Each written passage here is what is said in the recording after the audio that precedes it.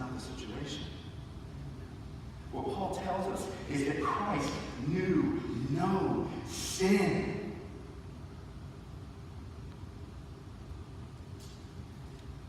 Second thing that we see, first we see Christ's perfect life.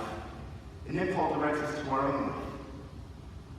Right? In the second half of the verse. So that, it's the results clause. Right? Something happened, and because of that, this occurs. So that in him we might become the righteousness of God. This is where the transfer happens. This is where Aaron lays his hands on the head of the goat, and the sins of the people of Israel are transferred to the goat.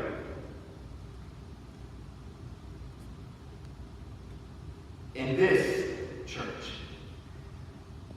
is why the Day of Atonement was always pointing to Christ. This is why Christ's sacrifice is the fulfillment of the Day of Atonement. Because in Leviticus, the goat could never transfer anything back. The Day of Atonement was always going to come back the next year.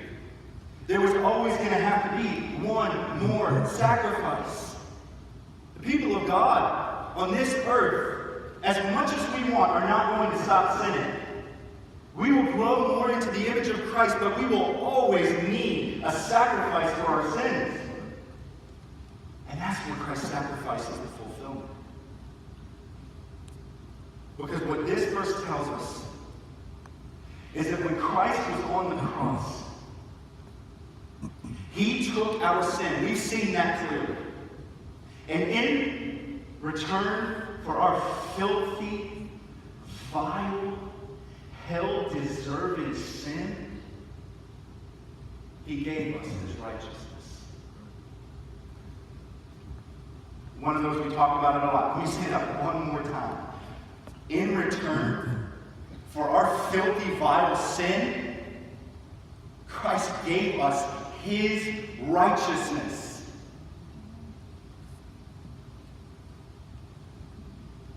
It's what Martin Luther called the joyous exchange.